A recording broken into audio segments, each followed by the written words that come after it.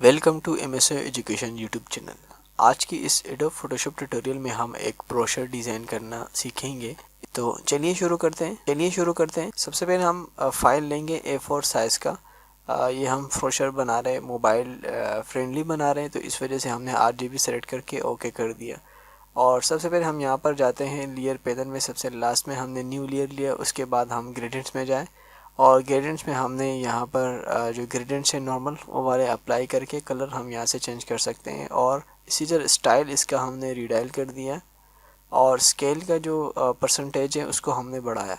इसी तरह यहाँ पर भी इस वाइट कलर को हमने ग्रीन कर दिया, क्योंकि हमारी इस जो ब्रोशर है इसका बेस ग्रीन कलर का ही है।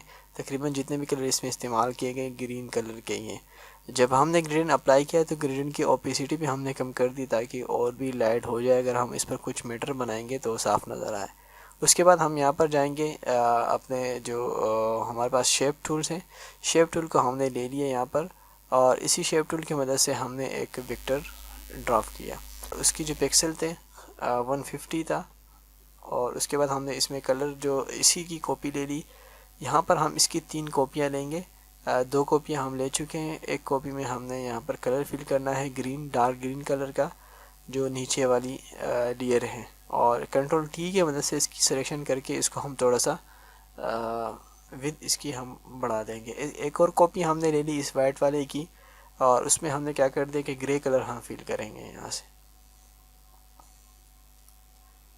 ग्रे कलर फिल कर देने के बाद जो बैक में हमारी जो लेयर में जो एक वाइट शेप था उसका कलर भी हमने बैकग्राउंड जैसा करना है, ताकि यहाँ पर ऐसा महसूस हो कि ये बिल्कुल ये जगह कटी हुई नज़र आ रही होती है। तो ये एक शेप, एक टाइटल और एक हेडिंग के लिए हम ये जहाँ पर ये जगह बना रहे हैं। अगर आपका ब्रोशर किसी भी लिहाज से हो तो उस लिहाज से आपका हेडिंग यहाँ पर आएगा तो खूबसूरत लगेगा। इसके अलावा हम यहाँ पर इसको बैकग्राउंड को हमने लॉक किया ताकि हम अगर किसी और शेप को सेलेक्ट करेंगे तो आसानी से सेलेक्ट हो, हमारा बैकग्राउंड मूव ना हो। तो ये हमारा जो शेप था ये अब यहाँ से सेलेक्ट हो सकता है। उसके बाद हमने दोबारा एक रेक्टेंगल टूल लिया यहाँ से शेप टूल की मदद में और यहाँ पर ड्राफ्ट कर दिया। इसमें हमने भी कलर जो ग्रेडियंट्स हैं ग्रीन कलर वाले ग्रेडियंट्स उसी को हम अप्लाई करेंगे। इसी वाइट कलर में भी हमने ग्रेडियंट ग्रीन अप्लाई करना है, लेकिन थोड़ा सा लाइट कर देंगे इसको।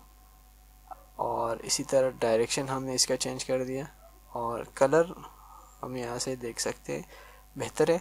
उसके बाद हमने क्या कर दिया, पिक टूल या जो शेप सिलेक्शन टूल है उसको हमने लेकर राइट क्लिक की मदद से हमने नोट्स एंकर पॉइंट ऐड कर दिए। तो 2 जगह हमने एंकर पॉइंट ऐड कर दिए। राइट साइड पे जो हमने अप्लाई किया था उसको ऊपर की तरफ खींचा तो इस तरह इसमें एक कर्व लेयर बन गई। इसी तरह हम क्या करेंगे कि इसी लेयर की हमने 2 कॉपियाँ और लेनी है। 2 कॉपियाँ हम लेंगे तो आप देख सकते हैं कि हम अपने डिज़ाइन में लेयर्स की जो कर्विंग है उसको खूबसूरत मज़ीद करना चाहते हैं। तो एक में हमने वाइट कलर फिल करना है और दूसरे में हम इसी ग्रीन के डार्क कलर को हमने फिल करेंगे। तो यहाँ पर हमने सिर्फ सॉलिड कलर पे गए और सॉलिड कलर पर हमने यहाँ पर जो हमारा ग्रीन कलर है डार्क उसी को हमने यहाँ से लेना है। अब इसी लेयर को हम लेयर पैनल में देख रहे हैं, मैं नीचे ला रहा हूँ। जैसे नीचे लेके गए तो ये सबसे लास्ट पे चला गया, उसको थोड़ा सा हमने ऊपर कर दिया।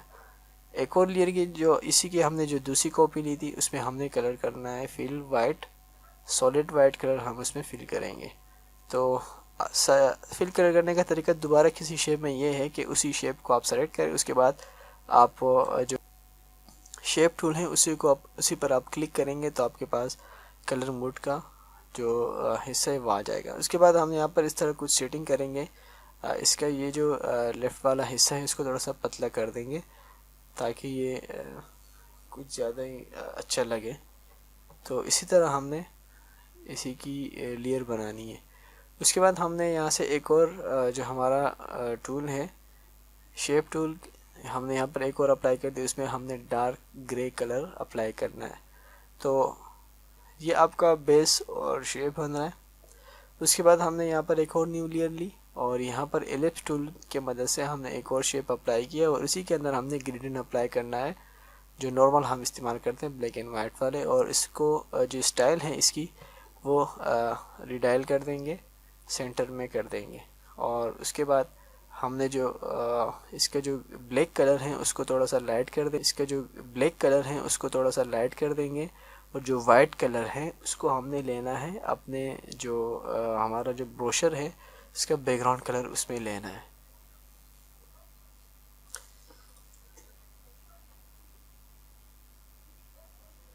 तो ये आप देख सकते हैं कि इसी तरह हमने एक और शेप ले लिया, और इसमें भी हमने डार्क ग्रीन कलर अप्लाई कर दिया, और इसको यहाँ पर हम स्ट्रोक दे रहे हैं वाइट, और स्ट्रोक का साइज़ हम यहाँ से 6 pt दे देंगे, 6 पिक्सल दे देंगे।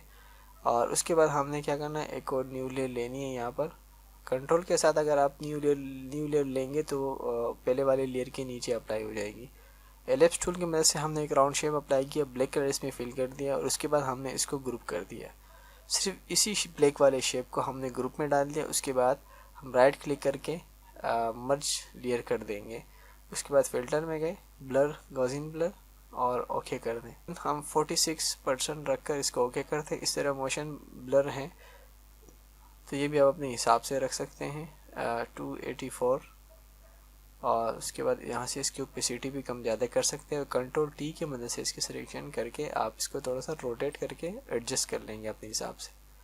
जैसे हमने इस तरफ लगाया, इसी की हमने कॉपी लेकर यहाँ चले जाएंगे और हॉरिजॉन्टली इसको कन्वर्ट कर देंगे। इसके बाद हमारे पास कुछ नेट से मैंने कुछ जो PNG शेप डाउनलोड किए थे उसको हम यहाँ पर अप्लाई करेंगे, और अपने हिसाब से आपने एडजस्ट करना है, इसलिए मैंने यहाँ पर वीडियोस स्पीड अप किया है।